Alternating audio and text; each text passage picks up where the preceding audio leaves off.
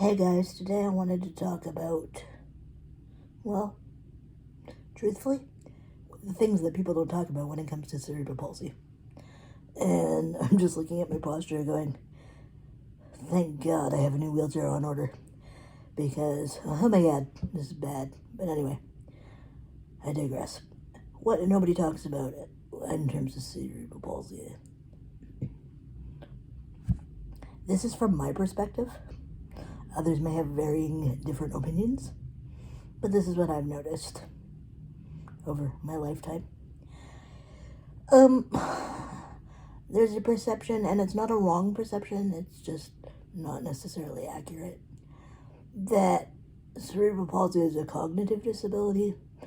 And I say it's not necessarily wrong because there are people with cerebral palsy with cognitive disabilities because of their cerebral palsy, because of the lack of oxygen to the brain. But there's also people like me that have no cognitive delay whatsoever, and our cerebral palsy is strictly physical.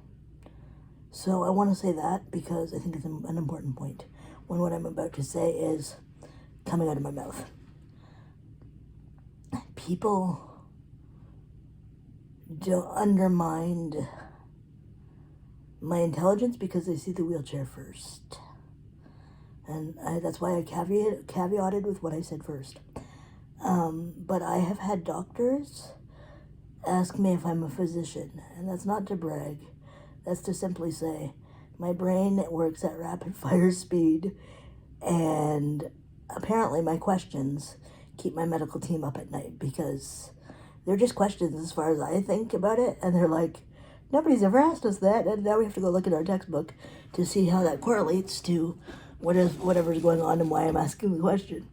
One of them took 3 weeks to figure out the answer. But anyway, so I think it's really frustrating when people see the wheelchair before they get to know the person sitting in it. That's what I'm trying to say. And as a subsequent byproduct of that, the other thing that's not talked about, I'm sorry, I got a lot of mucus today. Welcome to CP, where our saliva glands overproduce saliva, and then, anyway, and then so they underestimate my intelligence, and then as a result, I am socially isolated by the physical differences of my body, as in getting into people's homes is painfully awkward and doesn't happen for the most part, because 99.99% of houses in North America are frankly not wheelchair accessible. So that's isolating in and of itself. And then people just don't know how to talk to me because they assume I have a cognitive disability, which is inaccurate in my case. So here's my suggestion. Err on the side that people don't have cognitive delay. Talk to them as humans, individuals, and whatever. And then just adjust accordingly if they happen to. It's not demeaning to anybody. It just goes, oh, this person struggles to communicate or understand or what have you, and I'm going to adjust accordingly. It's not something you have to adjust after to and make yourself look embarrassed, because trust me, 9 times out of 10, I inadvertently end up embarrassing you because I respond with normal contextual responses, and y'all get embarrassed and run away. Literally.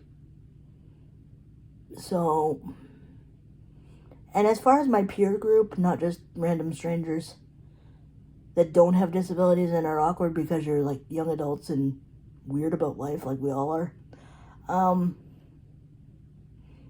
it's gotten better, I think, since I've, hit 30 plus. But when you're 20 and awkward and weird and trying to figure out who you are as an adult, this goes for anybody, disability or not, it's weird. So if you're in your 20s and have CP and think people are being super weird, I have to tell you, it's not about you. It's about them. They're weird. They're as weird as you are about your, dating lives and whatever else comes with it. So that's my 2 cents worth for the day. And if you have anything else you would like me to add to this conversation, because I'm curious what nobody talks about in your world as well when it relates to CP, if I hit the nail on the head or if I missed something, leave it in the comments below. I really want to start a conversation about this because those were the 2 that popped to mind originally, but I want to know the rest from you guys. or ones I've missed, or ones I've never thought about because it doesn't impact me directly. So, as always, leave your comments, questions, and concerns in the comments. Subscribe if you haven't. We're building a small but mighty army over here. I have 14 years worth of videos, guys. 14 years. Do you know how much that is? Oh my God, over 200 videos in 14 years worth of content.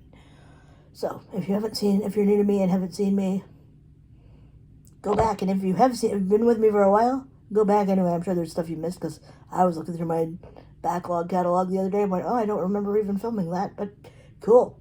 So, yeah. And I will see everybody next Monday. Take care. Hope you're doing well and have a good weekend. Bye.